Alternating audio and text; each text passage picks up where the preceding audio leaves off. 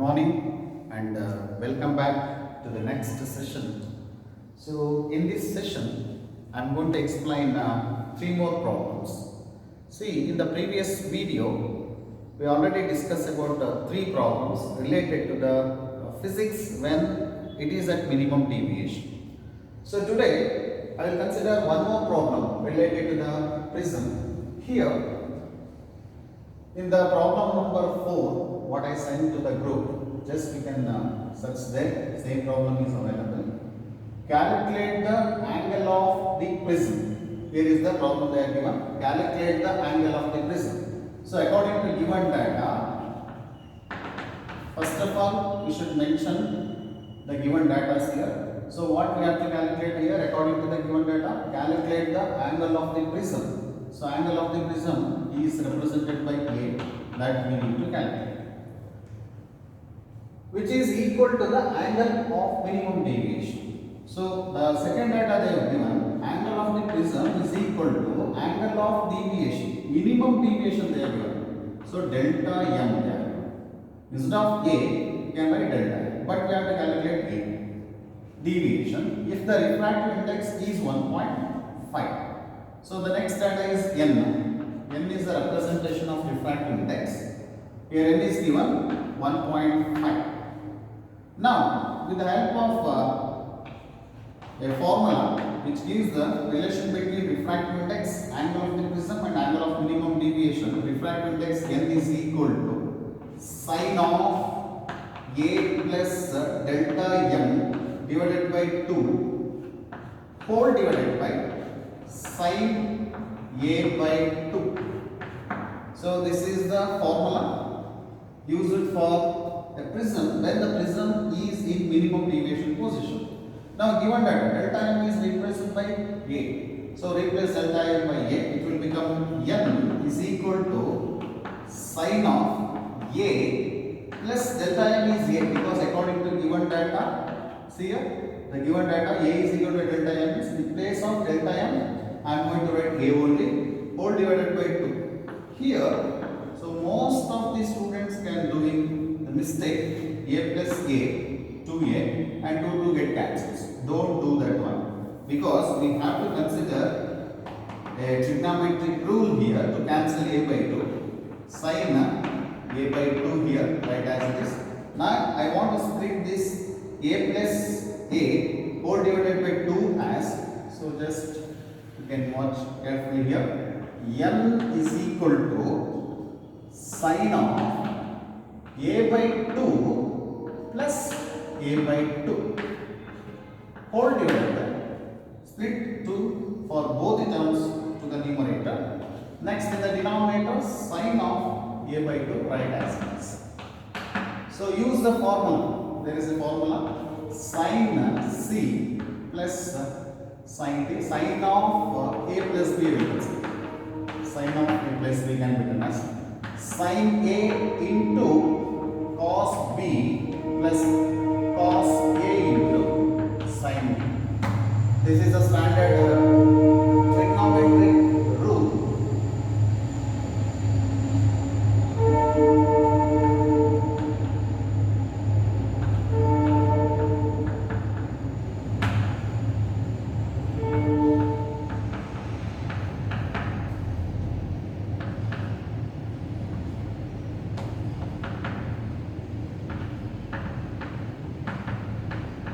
Here just I am using this formula to expand this term. Sine of A by 2 plus A by 2 can be written as sine A by 2 into cos A by 2 plus cos A by 2 into sine A by 2. Rest of the term you write as it is, sine A by 2 only. Now this sine A by 2 is applied on both the sides. It will become n is equal to sine A by 2, sine A by 2 is there common, it will get cancelled. With this, it will get cancelled in the denominator. Here 2 times cos A by 2. Now substitute the value, because we want to calculate angle of the prism. N value is given. N value is how much? According to given data, 1.5. I want to substitute the n value. 1.5 is equal to 2 into cos of A by 2. Now in the next step, cos A by 2, you take it one side, it will become 1.5 divided by 2. 1.5 divided by 2. Now, for the simplification, I am going to use calculator. 1.5 divided by 2 can be represented 0.75. It will become cos, it is equal to 0.75 only. You know that to simplify for angle, the cos term should be right side, transfer to the right side. It will become a by 2 is equal to cos inverse of cos function will, if it transfer to the right side, it will become inverse function of 0.75 value. See, cos inverse value, if you calculate the cos inverse value, cos inverse, see, you are not supposed to use calculator here, you have to go for the class table. In that cos function, you can search the inverse value. Cos inverse of 0.75 gives the value in angle, that should be 41 degree 24 minutes. So the value of a by 2 becomes 41 degree 24 minutes. 41 degree 24 minutes. Since we have to calculate angle of the prism, double of that into 2 we have to take. So this will become 82 degree 49 minutes. 82 degree 49 minutes. This is what the angle of the prism.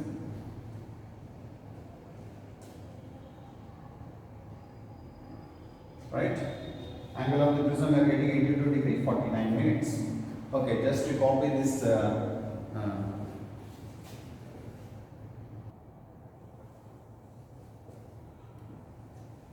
welcome back. So we'll go for the next problem, that is problem number 5. So read the problem, try to understand the problem carefully, so then only it is easy to solve the problem.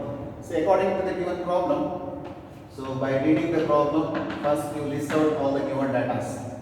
The angle of a prism of refractive index of the prism is given, which is equal to 1.6.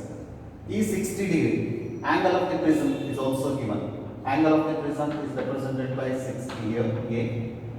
It's a given value. A ray of light incidence on one face just emerges. This sentence is very important. From the other face. See here, to solve this, to understand this problem, I want to consider a ray diagram. See, this is what the principal cross section of the prism. This is the principal cross section. This is the representation of angle of the prism A, consider. This is what the base of the prism, BC and BC.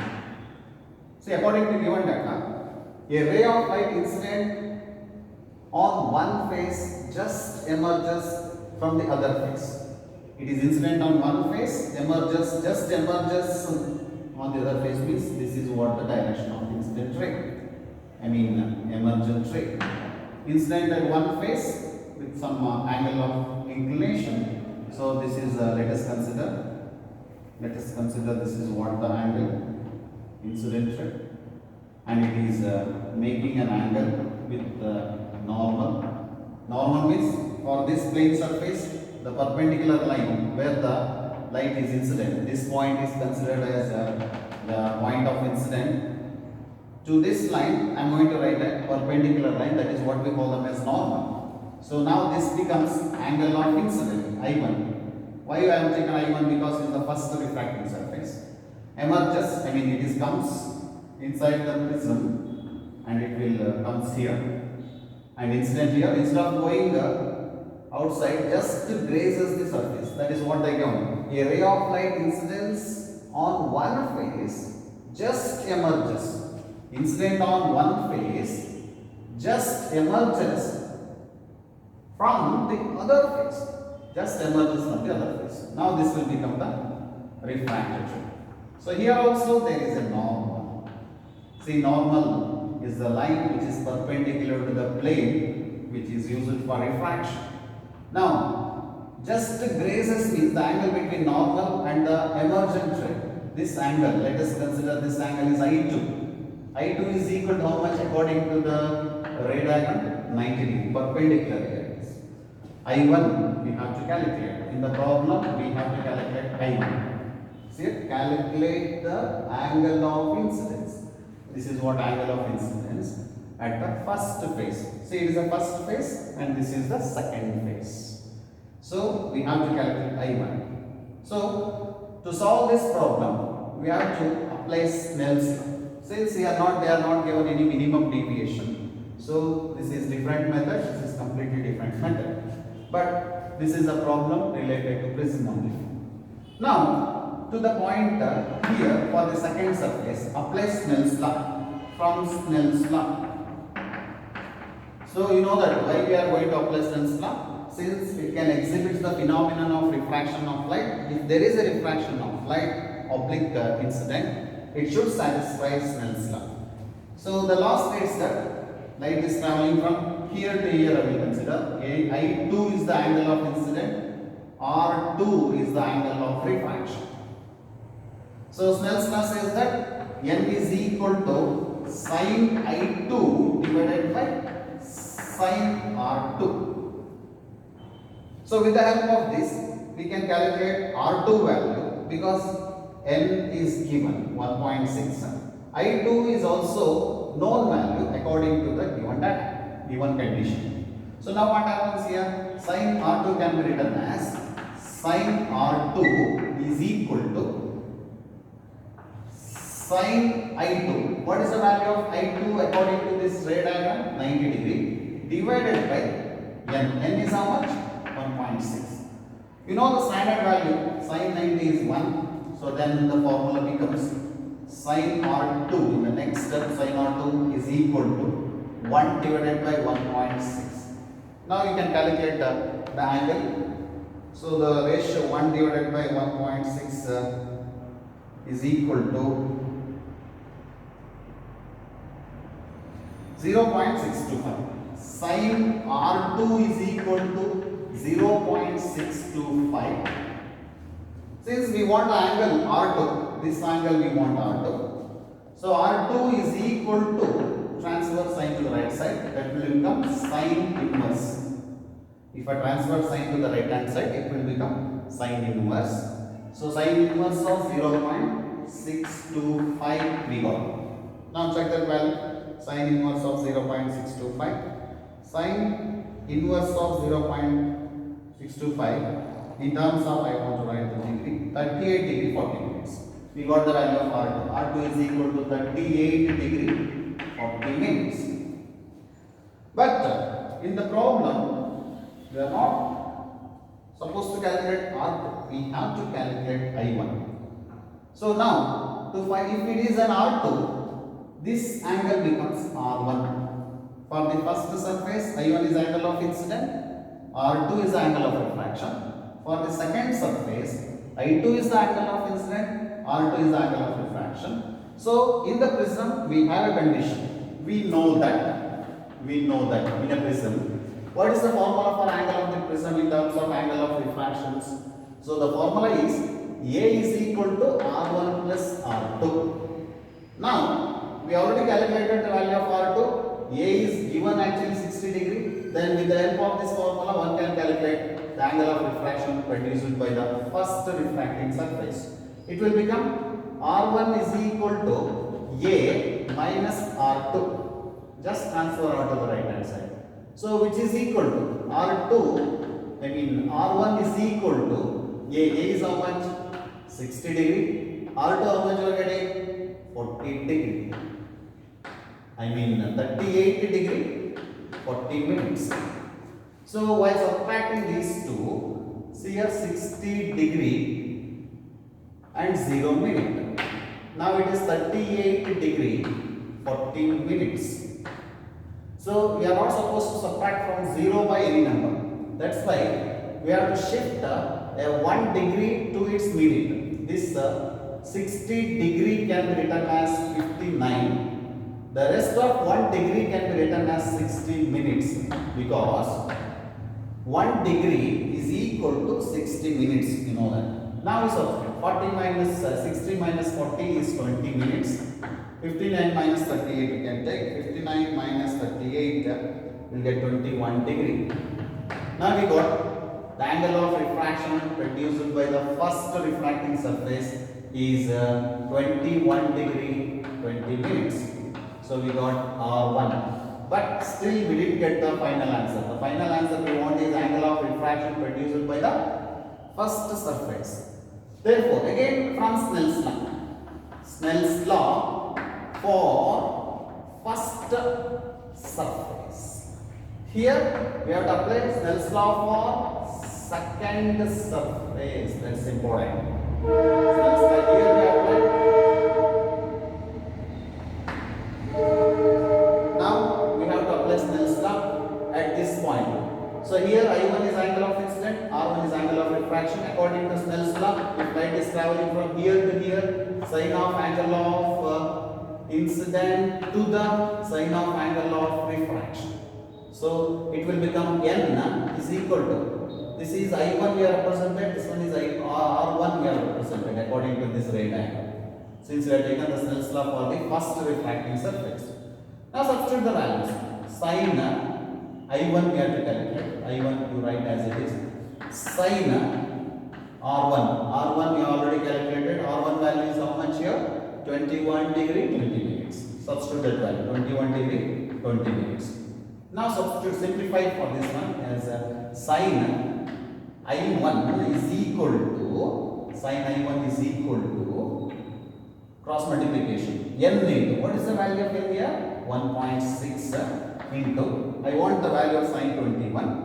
Sine 21 degree 20 minutes I want. Sine 21 degree 20 minutes whose value is sine of 21 degree 20 minutes is 0.3637. Yeah. See here. So this sine 21 degree 20 minutes you have to search in your class table in the trigonometric sine function. Now it will become the product of these two is 0.367 into 1.6. We are getting 0.5872. 0.5872. This is for sine I1. But we want a value of I1 here.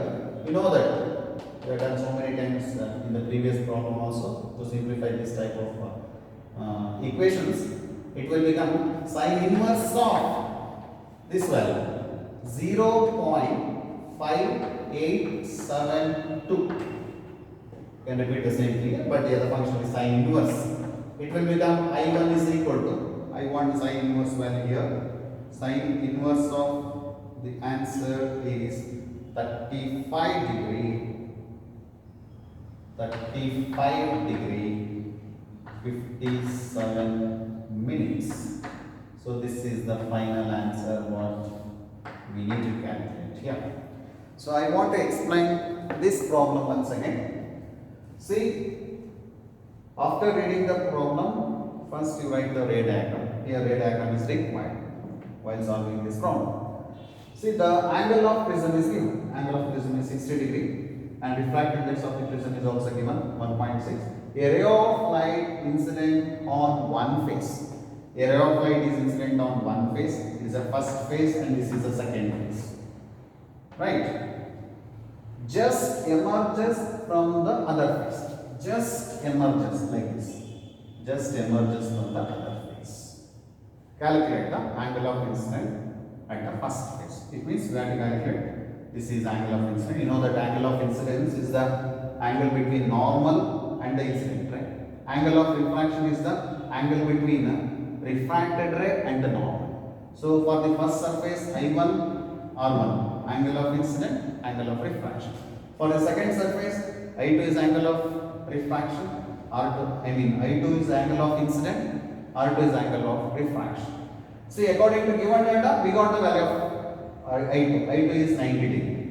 So, if I substitute this value to the Snell's law, here we are applying Snell's law. N n is equal to sin I2 divided by sin R2. This is the standard formula, Snell's law. Snell's law states that refractive index, it will give the value of refractive index according to Snell's law.